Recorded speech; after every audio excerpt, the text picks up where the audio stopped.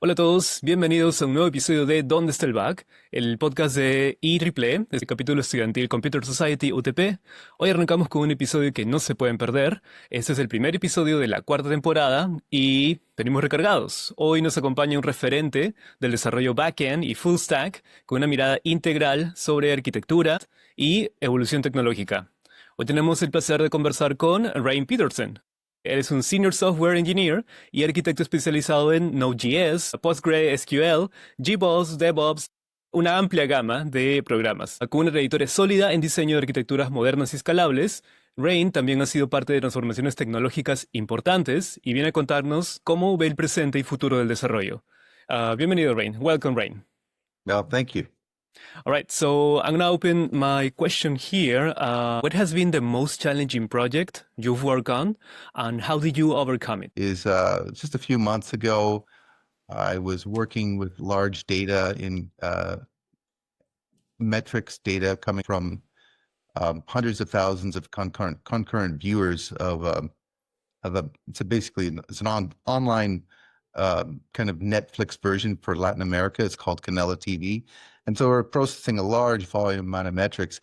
And I need to compress it down and aggregate it into a system where we could execute off from these events. So I had to come up with a way and to cheaply do it with low resources, just to aggregate all these events into an output that could be processed by the next system down the line. That was so I use Postgres. I always use Postgres for everything because it's amazing.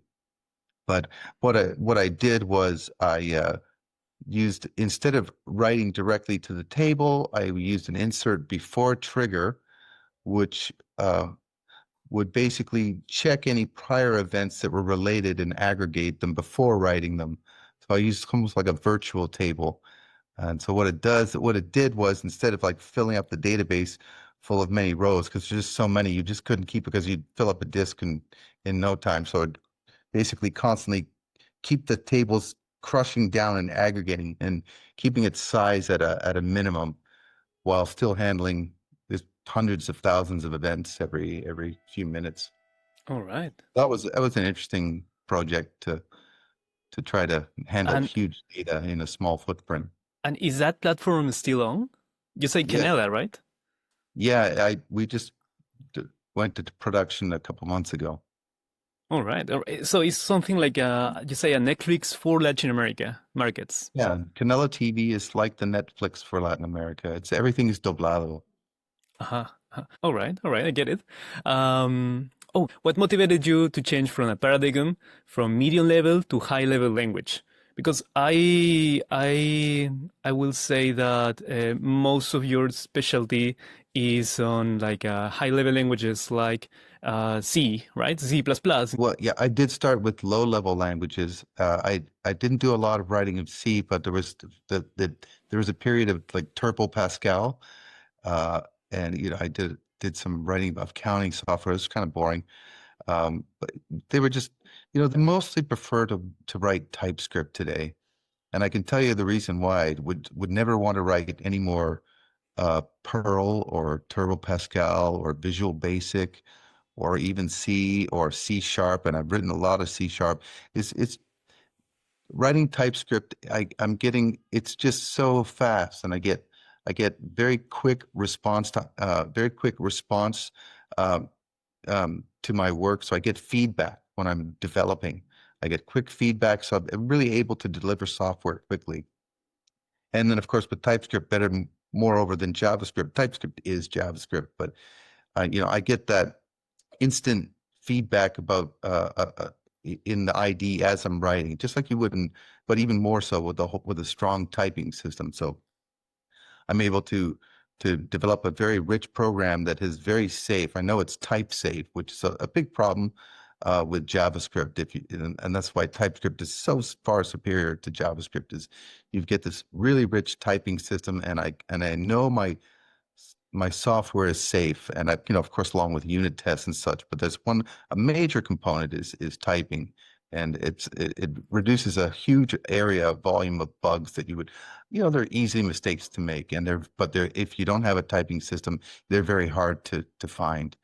So it's an easy mistake to make that's very difficult to find. And you, Apart from languages, what is your opinion about other alternatives like low code or no code? Do you think that these approaches to developing can be just referred to students, like to attract some new users, some people like that are curious about that, or do you think that they will develop in the future at a professional level? well, I don't know much about low code or no code because, of course, I know about code. Um, but if you're referring, well, I certainly do use AI now. It's a great assistant, and I use Copilot, and I really love it, and it just saves me time. I find it can hallucinate a lot. Really, it's just it's a great assistant in many ways. I love it when it does a good job of writing my unit test for me, and it's been doing that for me recently. Writing a pretty good, of course I have to, but mostly it's covered generally. I do like AI.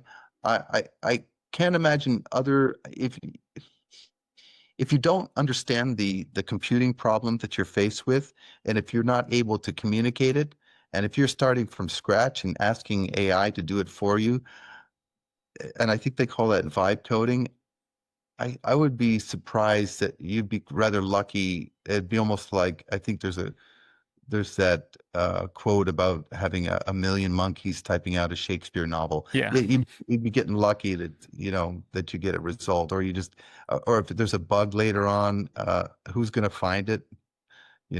Is your AI going to find the bug it made for you?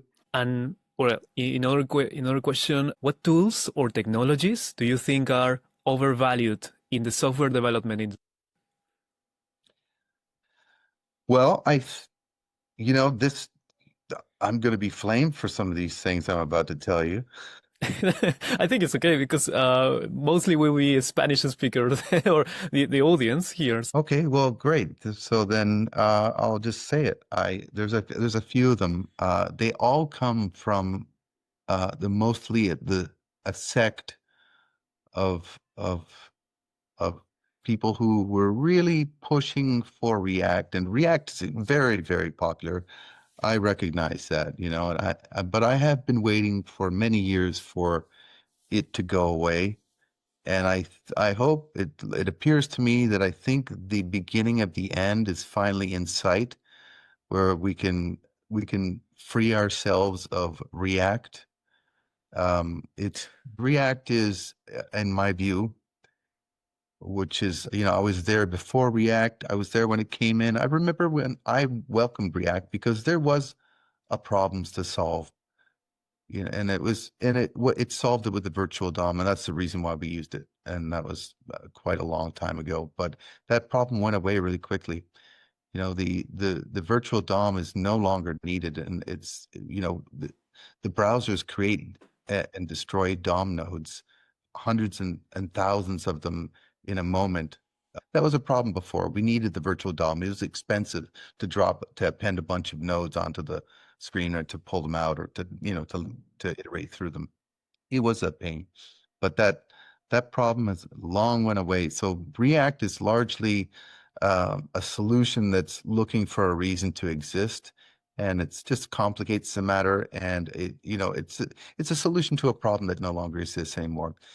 I've seen so many people, I've heard them, they seem to think that object-oriented programming is somehow bad. And I hear that from that crowd. And it's really, the whole world is based on software that is programmed using object-oriented programming. And to think that we're just going to throw it out tomorrow is foolish. So, but then that's the third thing.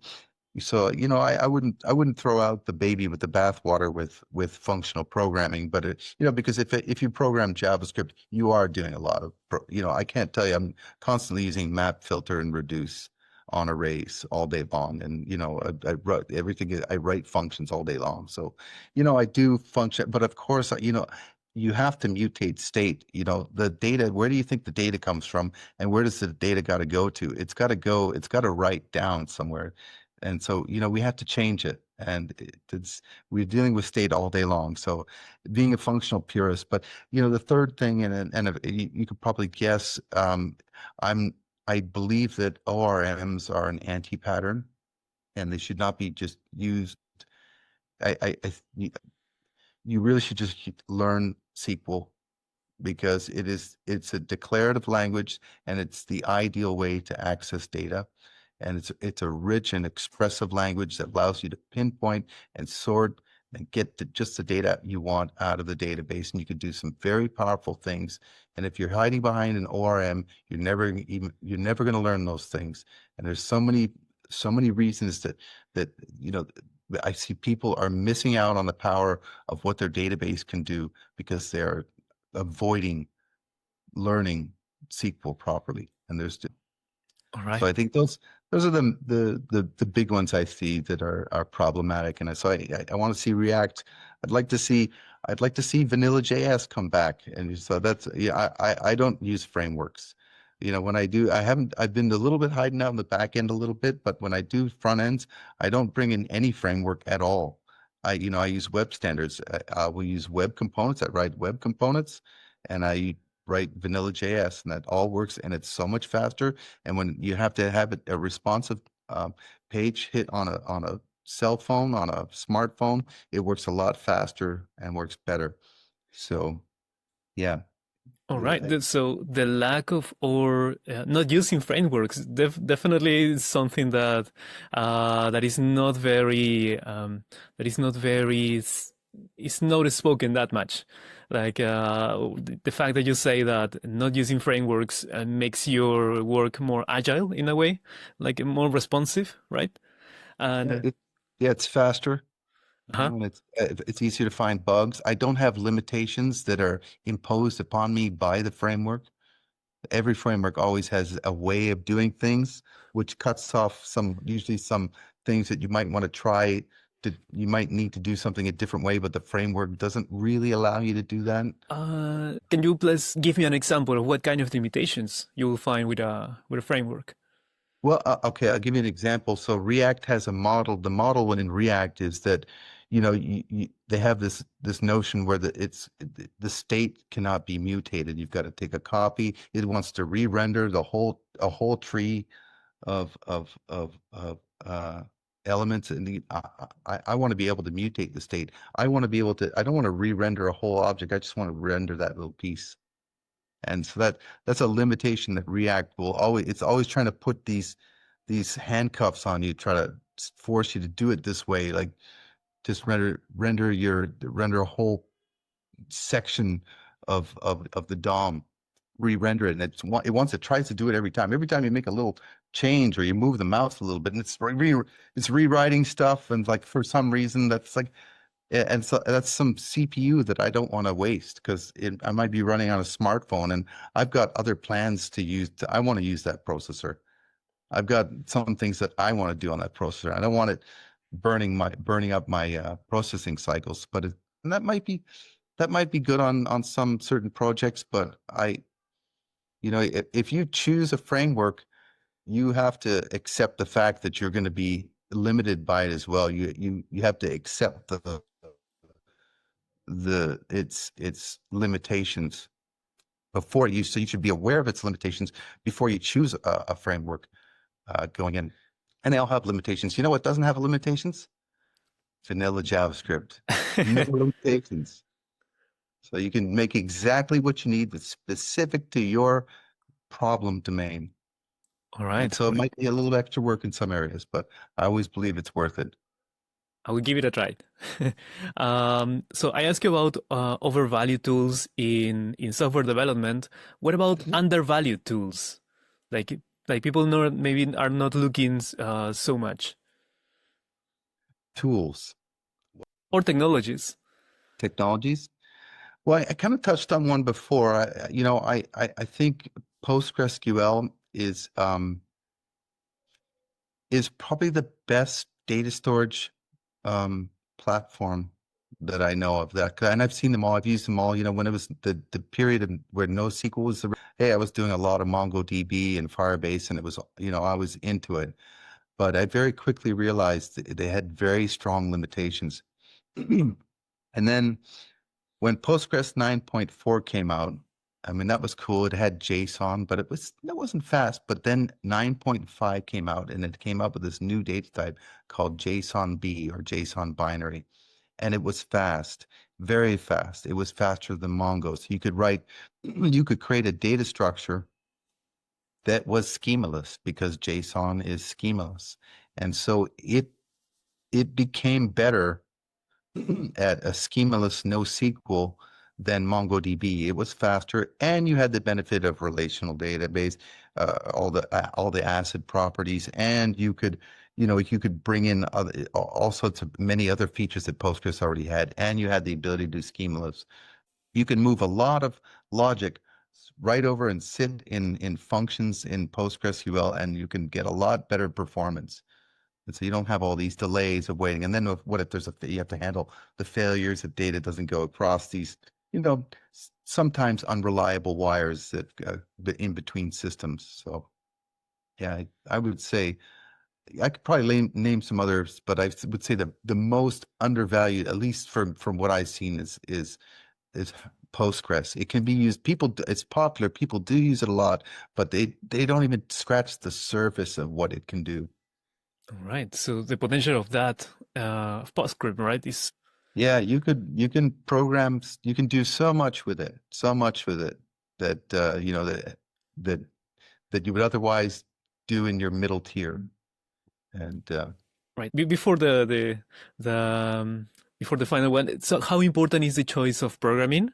Sorry, how important is the choice of a programming language in a project, and how would you decide? well, okay, so that depends on the project.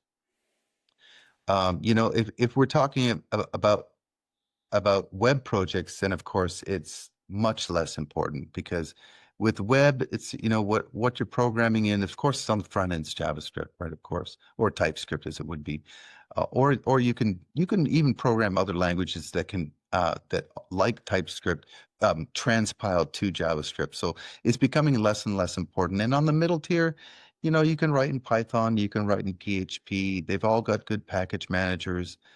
I personally like JavaScript, but I recognize it. I think it's less and less important in the web world. Now, if you're, of course, programming for some device or some other environment, that's where language choice becomes really important. But if we're talking web programming, that really has opened up. It's less and less important.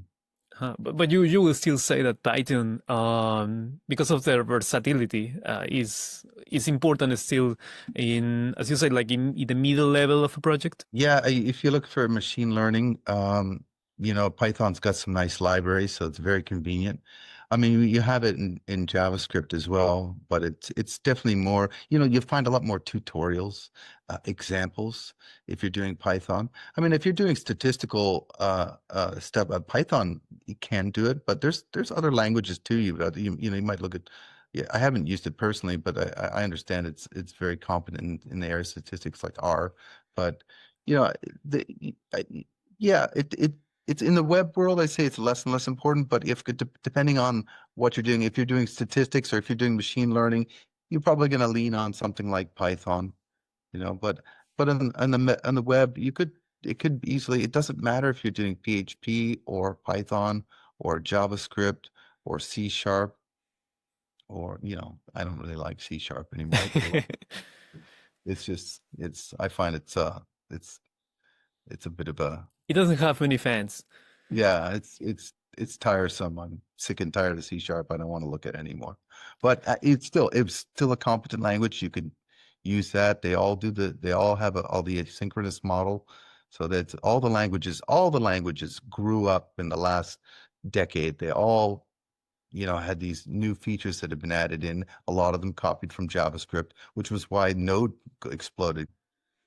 All right. Well, Rein, I have to thank you a lot for your experience and your knowledge in this short interview. And I would like you to ask you a final question. What advice would you give IT students who want to start in the software development path? like to first year students, given that they now are surrounded by ChatGPT, Claude, etc., Copilot, like as I think that you said, like they shouldn't see that as a threat, right? More than a help, support. But is Yeah. that Yeah, and then I would say that although I would see that's a double-edged sword. Be careful. You can't, I don't think you can be just a vibe coder alone. I think you really do need to understand the principles and the fundamentals. So I think you should learn the basics, and that would be my advice. Make sure you understand everything. all right? Rein, where can our listeners can find you? Um, well, I'm kind of hard to find. I don't really maintain a social network presence. You can find me on LinkedIn. I have a lot of I'm connected with a lot of people, several thousand developers in Peru and Latin America. So yeah, you can find me, Rein Petersen. I'm the only Rein Petersen in Peru. All right. Uh, Find me on LinkedIn. All right. Thank you very much for this interview, and I hope that we can see you again soon. Yeah, thank you. It was great meeting you. All right. Thanks.